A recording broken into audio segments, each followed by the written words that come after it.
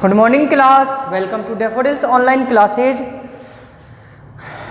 तो एक बार फिर हम अपना टॉपिक चालू करते हैं जो आपका पिछला टॉपिक चल रहा था,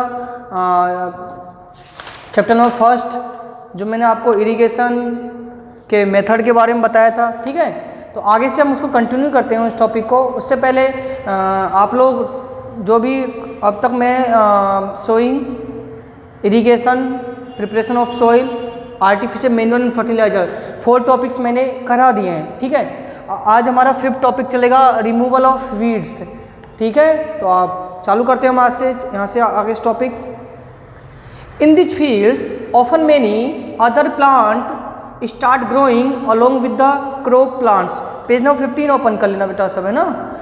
तो कई बार हम देखते हैं कि फील्ड में जो हमारा मेन प्लांट्स है उसके अलावा कई दूसरे क्रॉप प्लांट्स भी ग्रो कर जाते हैं जिसको हम नहीं ग्रो करना चाहते हैं। All plants other than crop are called weeds. इन दूसरे पौधों को वीड्स मीन्स लिखिएगा आप लोग हिंदी में खरपतवार। इन्हें क्या बोलते हैं? खरपतवार। Weeds are unwanted uncultivated plants or pests which grow along with cultivated plants on their own। जो वीड्स होते हैं, खरपतवार होते हैं, वो अनकल्टिवेटेड प्लांट्स जिसको हम उगा नहीं रहे, ग्रो नहीं कर रहे, ऑटोमेटिक ही उग जाते हैं। इन अदर वर्ड्स, यदि दूसरे शब्दों में बोलूं, plants and pest there then crop are the weeds. Why remove weeds? अब बताओ, इन जो हमें प्लांट्स चाहिए ही नहीं, हम उनका लेके क्या करेंगे, क्या काम आएगा? उल्टे हमारा जो मेनली प्लांट्स है, जो मुख्य क्रॉप है, उसको नुकसान पहुंचाएगा ये। There are threat of commercial crop as they are complete for sunlight, air, nutrients and water. In comparison to cultivated crop, the seeds of weeds germinate easily. These seedlings grow faster, they flower earlier, their seed production began after a short period of growth and they produce large number of seeds. In fact, weeds take up all the nutrients that reduce the growth of crops in various ways। यानी आपसे ये बोल रहा है, जो weeds होते हैं ना, इससे मेनली प्लांट्स, आप गेहूं की गेहूं की खेती कर रहे हो, क्रॉप कर रहे हो, ठीक है। अब उसमें दूसरा कोई प्लांट्स ग्रो करेगा, हम सनलाइट वीट को चाहिए, प्लांट वाटर हम किसको दे रहे हैं? गेहूं की फसल को वीट को दे रहे हैं, ठीक है। आप मिनरल्स किसको देना चाह रहे हो? वीट को देना चाह रहे हो। लेकिन अनवांटेड जो प्लांट्स ग्रो कर गया, हम देना चाह रहे हैं मेनली प्लांट्स को, लेकिन वो अनवांटेड प्लांट्स भी उसमें से कंज्यूम्ड कर लेता है, ले लेता है। अब जो हमारा मेन मुख्य खेती हम जिस चीज़ की करना चाह रहे हैं, मेन क्रॉप जो हम जिस चीज़ की करना चाह रहे हैं, उसके हिस्से का water, nutrients, sunlight unwanted plants ले लेता है। अब इसका साइड इफेक्ट क्या होता है? उनको कमी हो जाती है। अरे मान लो हमारे पास एक रोटी है, खाने वाले 2 जने, यदि तीसरा आदमी आ जाएगा तो क्या हो जाएगा? हमारे पास कमी हो जाएगी ना। तो सेम वही है, तो उनके साथ भी कुछ ऐसा ही होता है।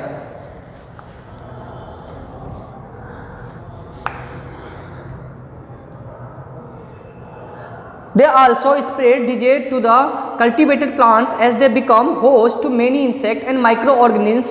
Therefore, weeds must be removed from the fields. The process, underline करिएगा यहाँ से, the process of removing weeds from the fields is known as weeding.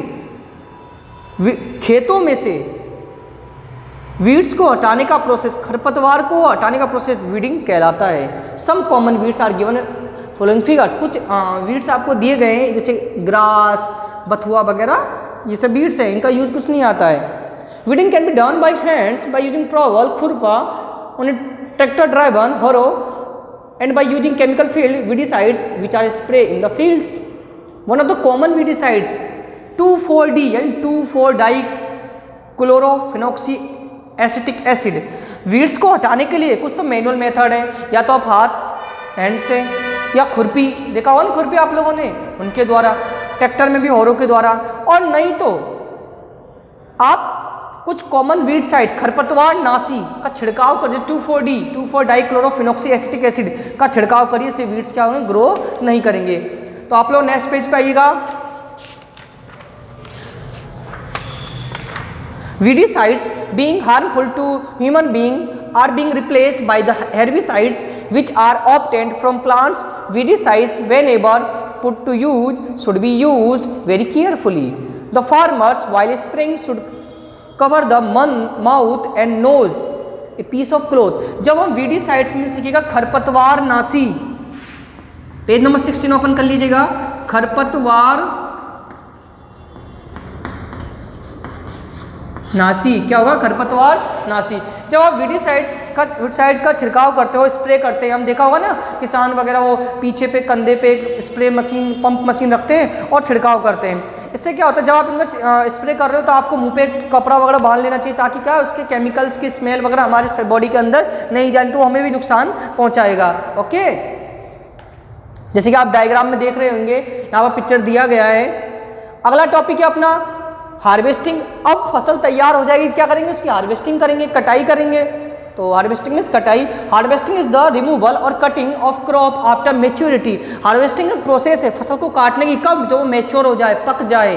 Harvesting is yet another celebration of farmer when they harvest the crops. किसान इसे celebrate करते हैं कि उनकी फसल जो इतने 2 या 3 महीने की मेहनत है सफल हो जाती है, फसल पक जाती है, कोई परेशानी नहीं आती है। हार्वेस्टिंग उनके लिए क्या एक सेलिब्रेटिंग का टाइम रहता है। The harvesting season of different crop is different. सभी क्रॉप्स का हार्वेस्टिंग सीजन अलग अलग रहता है, हार्वेस्टिंग टाइम अलग अलग रहता है। The cutting and collecting, underline करना, the cutting and collecting of the matured crop from the fields is called harvesting. फसल को काटना कब? जब वो पक जाए, मैच्योर हो जाए खेत में, उसे हम हार्वेस्टिंग कहते हैं। Even now in India harvesting with the help of traditional method of skull is used. Bharat में ट्रेडिशनल तरीके से अब भी कटाई करते हैं लोग बाग, अब भी traditional method he.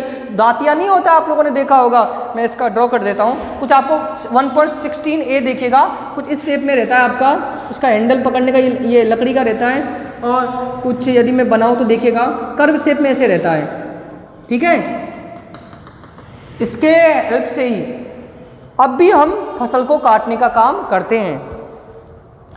The crop are harvested and tied is bundles are they keep ready for threshing from the crop. The grains have to spread from the chaff.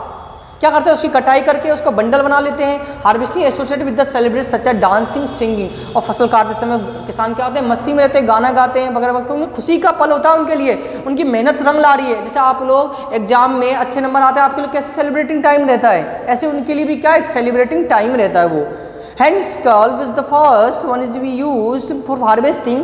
It was used as far back as the 500 years ago. The thresher and the combine follow the same other harvest machine were developed after a combine. In fact, combined harvester and thresher. वैसे आजकल कुछ मशीनें भी, इसको आपने 7th class में पढ़ लिया है, मैंने बता दिया आप लोगों को वहाँ पर। आजकल कुछ मशीनें भी इस्तेमाल की जा रही है, हार्वेस्टर का, थ्रेशर का। एक combine has a sharp edge for cutting of the top of grain plants such as wheat, then it is spread the grain from the stalk. Stalk means कहते हैं जैसे भूसा, समझ लो आप, जैसे कोई भी वीट की क्रॉप है, उसमें से उसके वीट के जो दाने, सीड्स निकल जाएंगे, दाने निकल जाएंगे, गेहूं के दाने जो बचेगा वो आपका स्टॉक कहलाता है ना। many of these farms machine an attachment that farmer can fix to a tractor. These days there are tractor with the help farmer control the speed of planting and harvesting. इसको क्या किया जाता है? Tractor में connect कर दिया जाता है, कनेक्ट करके तब जाके फसल की कटाई करने का काम, हार्वेस्टिंग करने का काम करते हैं। तो ये आपका हार्वेस्टिंग था। इसके बाद आपका बेटा नेक्स्ट टॉपिक है थ्रेसिंग और विनोइंग। यदि आपको थोड़ा बहुत याद होगा तो इसको हम 7th क्लास में पढ़ चुके हैं, ध्यान है आपको sir, chapter number 3 splitting method में आता है, पदार्थों को कैसे हम अलग करते हैं। यदि आपको हल्का फुल्का भी ध्यान होगा तो 7th क्लास में हम लोग पढ़ चुके हैं ना इसको, ठीक है। तो थोड़ा सा मैं बता देता हूँ। थ्रेसिंग इज अंडरलाइन करिएगा। Threshing is the process by which the grains release from the chaff. Chaff भूसा बोल लो आप इसको, है ना, मतलब कचरा होता है एक तरीके का, मान के चलो खेती का कचरा, फसल करते हैं, फसल में से कचरा निकलता है, तो ये अलग करने का मेथड है threshing. This is done either by the hand और by using animals such as bullocks और कैमल्स। या तो हाथों से करते हैं या बैल, ऊंट की मदद लेते हैं। The harvested crop is spread on the ground, bullocks और camels is made to walk over them again and again with the feet till the grains comes out the chaff. क्या करते हैं? उसको जमीन पे फसल सूख गई, कट काट दिया हमने, बंडल बना दिया हमने उसको, अब जानवरों को उस पर चलाया जाता है, बैल वगैरह को या कैमल को उन पर चलाया जाता है, जिसका उनके दाने मीन्स उस फसल में जो दाने हैं वो प्रेशर से नीचे अलग हो जाते हैं और डंठल ऊपर रह जाते हैं, उनको अलग कर लिया जाता है, ठीक है, समझ गए। जैसे आप लोग जानते होंगे, आप लोगों ने देखा भी होगा, the tractor are use for doing the job modern times, आजकल ट्रैक्टरों का यूज लिया जा रहा है, आप लोग डायग्राम में देख रहे होंगे, ठीक है, तो ऐसे भी यूज लेते हैं लोग वहाँ, कम टाइम लगता है इसमें। The leaves and the stems of the crop get crushed into the smaller pieces, although the grain comes out of the chaff, they still remains mixed with the chaff and crushed leaves as well as the stems of the plants. The grains are the separated from the chaff, dried leaves and the stem of the crops. Harvesting and threshing can be done stimulates with the help of machine called combine. मतलब ये दोनों machine harvesting और threshing दोनों का ही कटाई भी करती है, फसल काटेगी भी, साथ साथ आपको उसमें से जो भी चाफ वगैरह है, कचरे वगैरह वो अलग करने का काम करती है। विनोइंग, फटकना, ऑल आप हम लोग उसको घरों में भी करते हैं, हम लोग बाजार से गेहूं वगैरह खरीद के आते हैं, हमारे घर में मम्मियाँ वगैरह ये विनोइंग का काम करती है, साफ करती है उसमें से, देखा होगा आपने घरों में भी। आफ्टर थ्रेसिंग सीड और grain splitted from the chaff by wind, इसके बाद थ्रेसिंग हो गया, सीड्स पे तब भी कुछ कचरे आज रह जाते हैं, आप बाजार से गेहूँ खरीद के लेके आते हैं, देखा उसमें कुछ कचरे रह जाते हैं। You are already familiar with the method, with this method, इसको आप पहले ही पढ़ चुके हो। It is done by putting the mixture of the grains, chopping and haying the winnowing soup, soup बोलते हैं इसे, लकड़ी का आता है, आप लोगों ने देखा होगा घरों पे, आप सभी के होगा, है ना। इसको क्या किया जाता है, हाइट से खड़े होकर, हाइट से क्या होता है, तेज हवा चल रही है, पंखा चला दिया जाता है, तो जो भी प्रोसेस है उससे क्या हवा से वो डंठल वगैरह, छिलके वगैरह अनाज के वो सब उड़ जाते हैं और नीचे गेहूँ आ जाता है, गिराते हैं नीचे को, नीचे गेहूँ गिराते हैं। From a height in the direction, एक ऊंचाई से ब्लोइंग वाइन हवा चलती है, the grain crop to the ground in a vertical manner whereas the chaff and the hang being lighter fall little away from the spread heap। वो क्या होते हैं, वजन में हल्के होते हैं, और वजन में हल्के होने के कारण वो तो दूर जाकर गिरते हैं, और अनाज जो वजन में भारी होते हैं, हैवी रहते हैं, वो नीचे जाकर गिरते हैं, और इससे हम अलग कर लेते हैं, फिर जाके हमारा अनाज बिल्कुल अलग हो जाता है। तो ये आपका टॉपिक था आज आपका रिमूवल ऑफ वीड्स, इसके साथ साथ मैंने हार्वेस्टिंग भी आपको क्लियर करा दिया था, ठीक है। तो आज आपके दो टॉपिक हार्वेस्टिंग और